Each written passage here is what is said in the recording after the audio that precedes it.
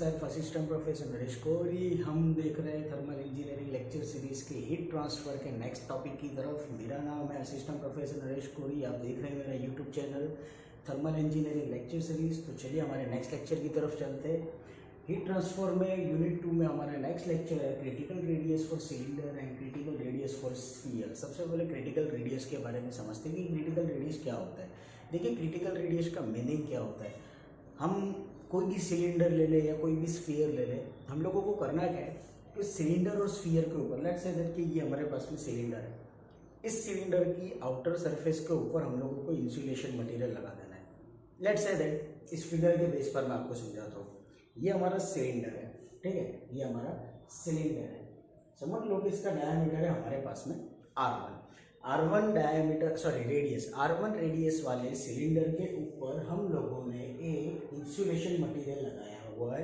Let's say that the thermal conductivity of that insulation material is small k, क्योंकि insulation material है। Insulation material का मतलब आपको पता होगा, मैंने पहले भी समझाया था। इंसुलेशन का मतलब ये होता है जो हीट ट्रांसफ़र नहीं करेगा, ना हीट को पास होने देगा, ना हीट एब्जॉर्ब करेगा, ना हीट रिलीज करेगा। इसको बोलते हैं हम लोग इंसुलेशन मटेरियल।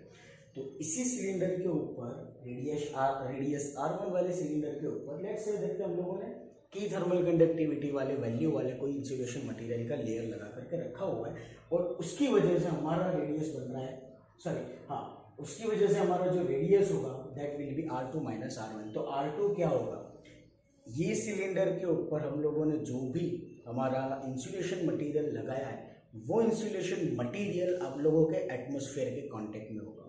अभी एटमॉस्फेयर के कांटेक्ट में होगा मतलब सीधी सी बात है कि एटमॉस्फेरिक एयर का एक लेयर बनने वाला है।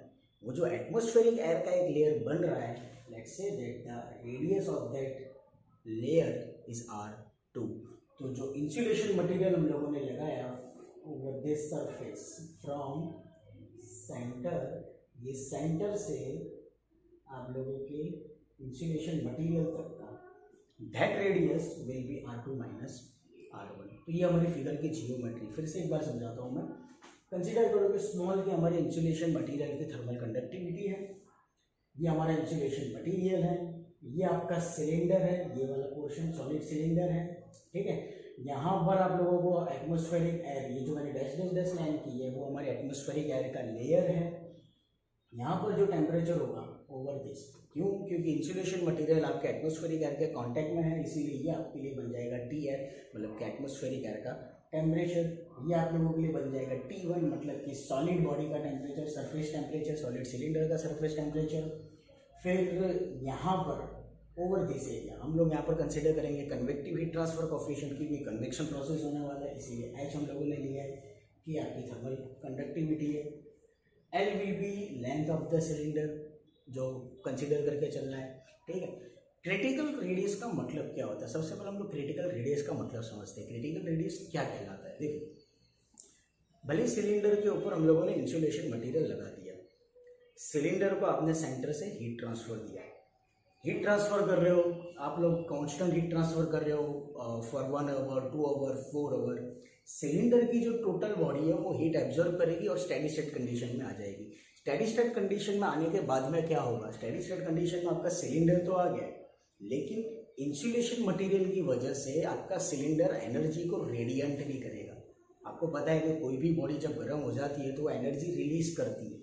तो सिलेंडर के अंदर क्या हो रहा है कि आप लोगों की बॉडी जो होगी वो एनर्जी रिलीज नहीं कर पाएगी। क्यों नहीं करेगी, क्योंकि हमारे सिलेंडर के ऊपर हम लोगों ने इंसुलेशन मटेरियल का लेयर लगा के रखा है। लेकिन इंसुलेशन मटेरियल कब तक एनर्जी रेडिएंट नहीं करेगा, इंसुलेशन मटेरियल की भी एक लिमिट होती है, उसको बोलते हैं हम critical condition. That condition is known as the critical condition. तो क्रिटिकल रेडियस हमारे लिए ये हो जाएगा एट वन पॉइंट, एक पॉइंट आने के बाद में इंसुलेशन मटेरियल में, इसके ऊपर जो इंसुलेशन मटेरियल लगा है वो इंसुलेशन मटेरियल पे एनर्जी को रिलीज करने लगेगा, तभी हम लोगों को कन्वेक्शन प्रोसेस मिल रही है। बाकी कन्वेक्शन प्रोसेस मिलेगी नहीं। वो जो कंडीशन आप लोगों को मिल रही है, जिस रेडियस पे आपको मिल रही है, that radius is known as the critical radius, ठीक है। ऐसी रेडियस कि जहां पर एक पॉइंट के बाद में इंसुलेशन मटेरियल भी हीट एनर्जी रिलीज करने की शुरुआत कर देगा, that point is known as the critical radius. तो वो क्रिटिकल रेडियस क्या होगी हमारे लिए, सिलेंडर के लिए, हमारे स्फीयर के लिए, वो हम लोगों को फाइंड आउट करना है। तो सबसे पहले हम लोग बात करते हैं सिलेंडर के लिए। सिलेंडर के लिए the rate of heat transfer will be given by Q is equal to T1 minus Tn divided by 1 upon 2 pi KL into ln R2 by R1 plus 1 upon 2 pi R2 into L into H n। मैं parameter समझा देता हूँ। T1 will be your cylinder freeze temperature, Tn will be your atmospheric air temperature, ठीक है। over here 2 pi constant है कि thermal conductivity of your insulation material, L will be length, R2 तो आप लोगों के लिए सेंटर से एटमॉस्फेरिक एयर का जो लेयर है वहां तक का डायमीटर, R1 आपके सिलेंडर का diameter, HR convective heat transfer coefficient for your atmospheric air. Denominator जो है वो आप लोगों का थर्मल रेजिस्टेंस है। This whole denominator is your thermal resistance, और ये वाला जो पोर्शन है this is your convective resistance. अगर हम लोगों को maximum heat transfer find out करना है सिलेंडर के लिए, तो हमारा जो थर्मल रेजिस्टेंस है इसको हम लोगों को डिफरेंशिएट करना पड़ेगा हमारे कन्वेक्टिव हीट ट्रांसफर वाले रेडियस के साथ में, तब जाकर के हम लोगों को मैक्सिमम रेडियस की वैल्यू फाइंड आउट पड़ेगी, मतलब कि क्रिटिकल रेडियस की वैल्यू फाइंड आउट कर पाएंगे। तब हमको पता चलेगा कि इतने लेवल के बाद हमारा इंसुलेशन मटेरियल भी हीट ट्रांसफर करने की शुरुआत करेगा। ये होता है हमारा क्रिटिकल रेडियस। तो शुरुआत करते हैं हमारा जो डिनोमिनेटर है, इस डिनोमिनेटर को हम लोग R2 के रिस्पेक्ट में डिफरेंशिएट करेंगे। डिफरेंशिएट करते इस इक्वेशन को d by dr2 into 1 upon 2 pi k into L into ln R2 by R1 plus 1 upon 2 pi R2 into L into H L is equal to 0। देखो maths में आप लोग पढ़ चुके हो कि मैक्सिमम वैल्यू अगर फाइंड आउट करनी है तो उसको इक्वेट करो 0 के साथ।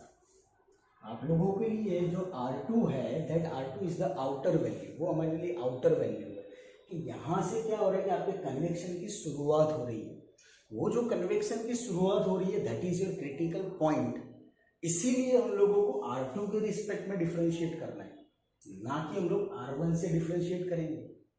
समझ में आ रहा है? अगर R1 से आप डिफरेंशिएट कर रहे हो इसका मतलब ये होगा कि यहाँ पे इंसुलेशन मटेरियल का तो कोई मतलब ही नहीं है। तो इंसुलेशन मटेरियल फिर लगाओ ना लगाओ क्या फर्क पड़ता है, फिर वो इंसुलेशन मटेरियल ही नहीं। इसीलिए क्या किया हम लोगों ने R2 से हम लोग डिफरेंशिएट करेंगे, क्योंकि हम लोगों को क्रिटिकल फाइंड आउट करना है। और क्रिटिकल का मतलब मैंने समझा है कि इंसुलेशन मटेरियल भी एक पॉइंट के बाद में हीट रिलीज करने की शुरुआत कर देता है। तो वो जो हीट रिलीज कर रहा है that releasing point is your R2, मतलब कि सेंटर से जो एटमॉस्फेरिक एयर का लेयर बन रहा है ओवर दिस, ठीक, ये हमारे लिए R2 हो जाएगा। ये पोर्शन मैंने पहले ही समझा, ये हमारे लिए थर्मल रेजिस्टेंस है। और आपको पता है थर्मल रेजिस्टेंस का मतलब ये होता है कि हीट ट्रांसफर रेट के अंदर आप लोगों को भले ही आप कांस्टेंट हीट ट्रांसफर कर रहे हो लेकिन आपको उतना आउटपुट नहीं मिल रहा है जितना कि रेट ऑफ हीट ट्रांसफर आपका है, उसको हम लोग थर्मल रेजिस्टेंस बोलते हैं, जो हम लोगों ने पहले चैप्टर में बोल लिया था। तो सीधी सी बात है, इसको हम लोगों को मिनिमम करना पड़ेगा, क्योंकि ये जितना मिनिमम होगा उतना ही आपका रेट ऑफ हीट ट्रांसफर ज़्यादा होगा। इसको मिनिमम करना है, उसको डिफ्रेंशिएट कर दो और इक्वेट करो 0 के साथ। तो वही चीज़ हम लोग यहाँ पर करने वाले हैं।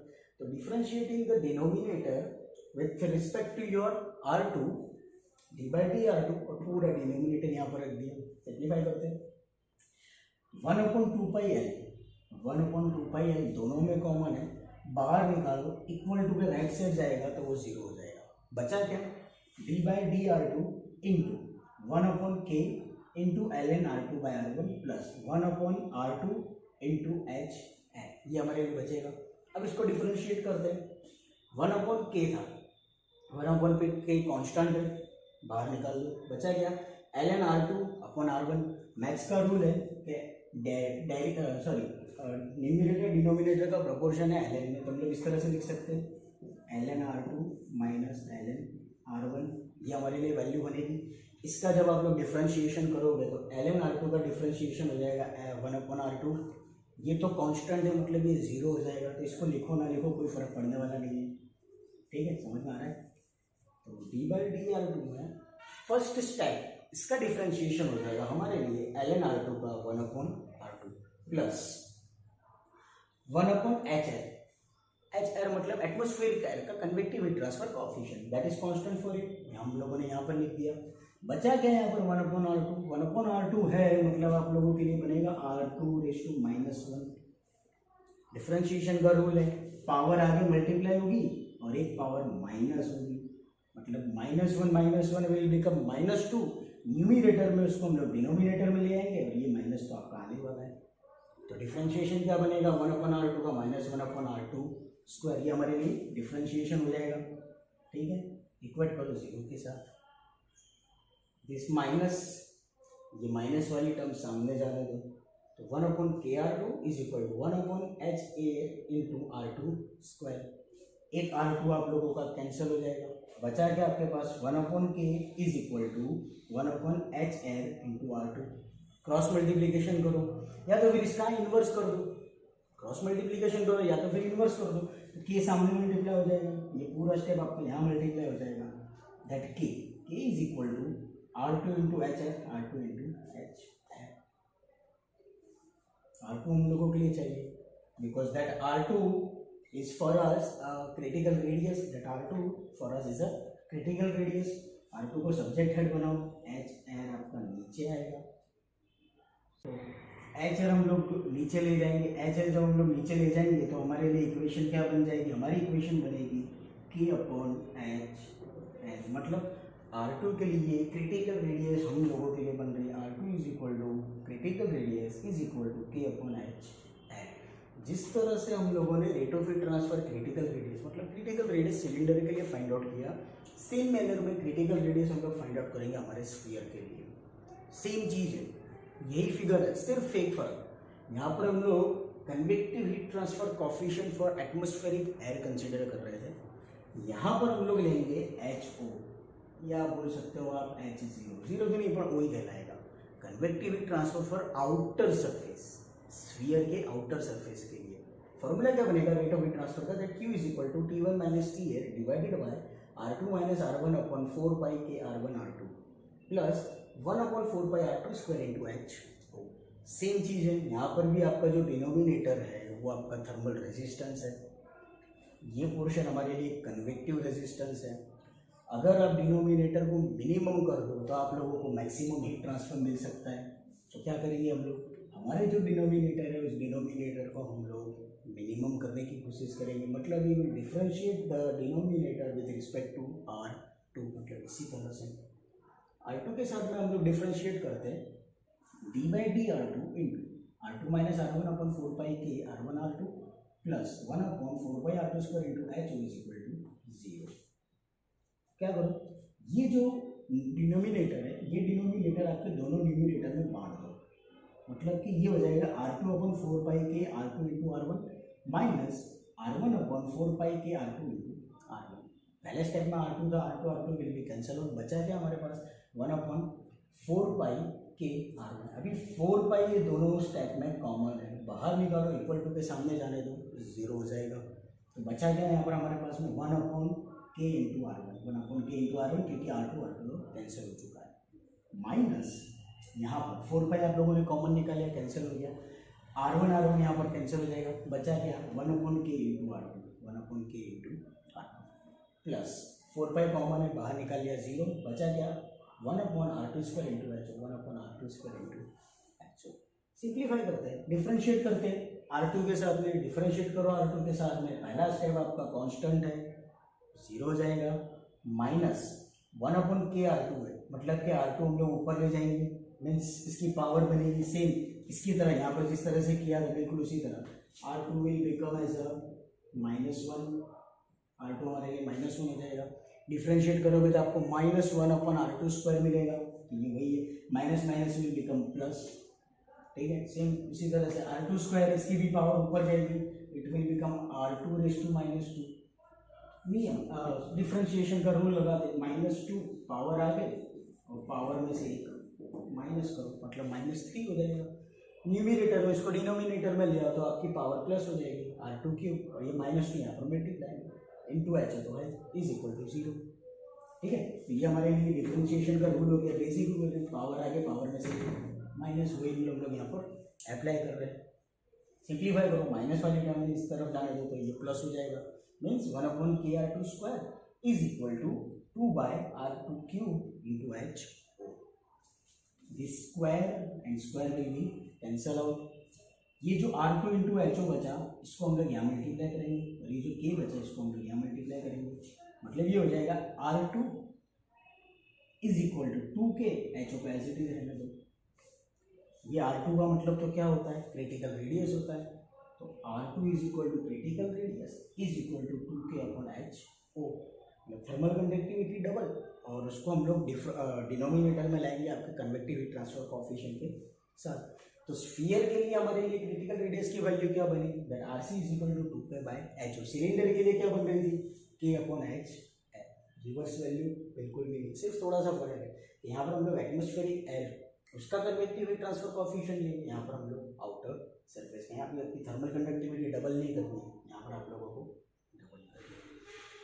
गाइस सवाल GTU के अंदर 3 मार्क्स में आता है। अगर ये सवाल GTU में नहीं आ रहा है तो इसके बेस पर एग्जाम्पल होगा। आई होप कि आपको समझ में आया होगा।